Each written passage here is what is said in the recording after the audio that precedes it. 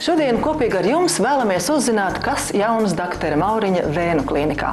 Tieši tādēļ mans sarunu biedrs ir medicīnas zinātņu doktors Uldis Mauriņš. Labdien! Labdien!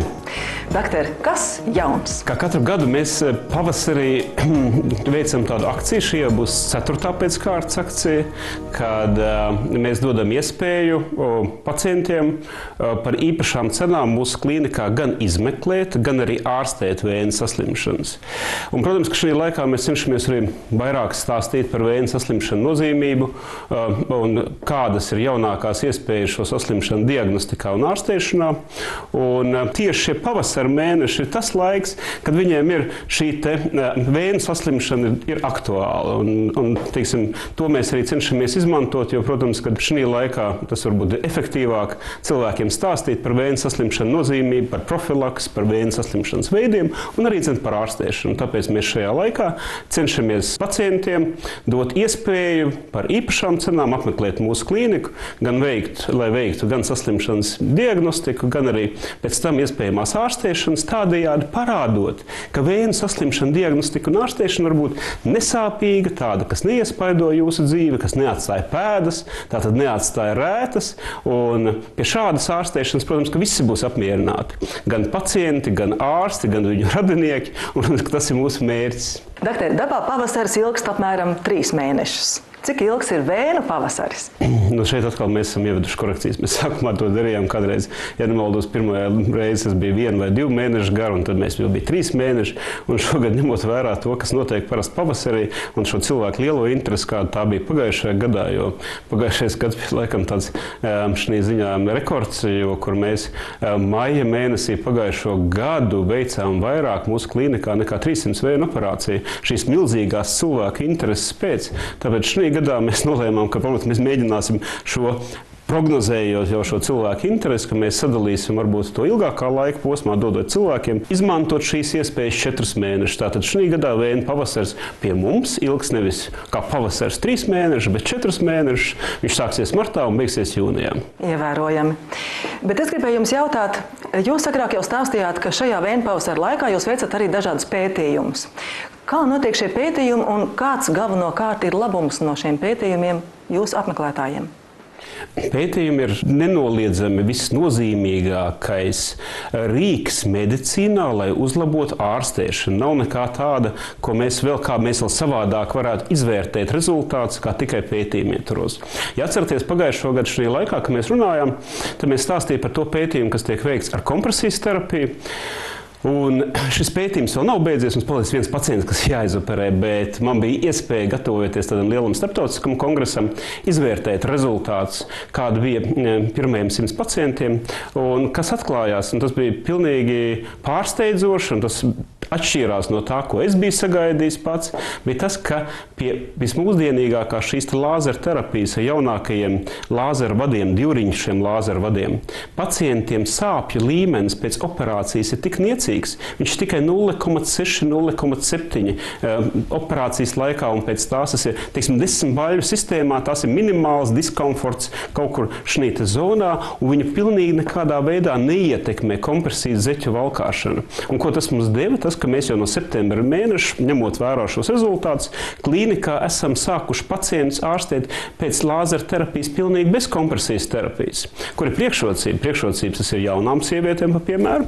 Parasti tad bija arguments, ka viņas paskatījās, kādas izskatās tās medicīniskās kompresijas zeķes. Viņas teica, nē, doktor, šādas kompresijas zeķes es taču nevaru valkāt, jūs smējaties pa mani, ja? Tad man pilnīgi jāmaina viss ģērbšanās stils.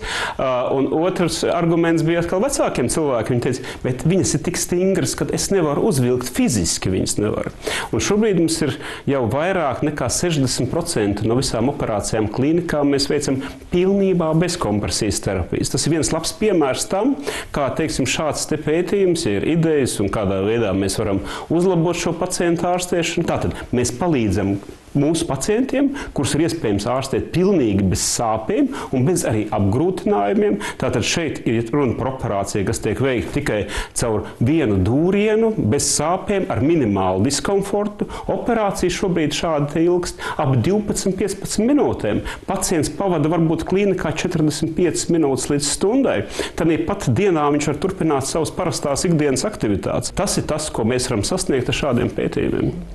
Iznāk tā, ka gandrīz tā jūs arī palielināt savu pacientu skaitu, jo cilvēks, kurš agrāk būtu atturējies iet uzlabot savu kāju stāvokli, tad tagad viņš ir ar mieru to darīt. Tā ir tā būtiskākā atšķirība mūsu klīnikai no varbūt citām līdzīgām klīnikām, kas mums diezgan strauji šeit visur veidojās. Latvijā, jo pēc cik es jau strādāju ļoti ilgi tieši vējas saslimšanas jomā un diagnostika ārstēšanā, un tiešām esmu arī diezgan daudz izmaiņas ieviesis tieši venozo saslimšanu ārstēšanā, varbūt ne tikai pie mums un Baltijas reģionā, bet arī starptautiski.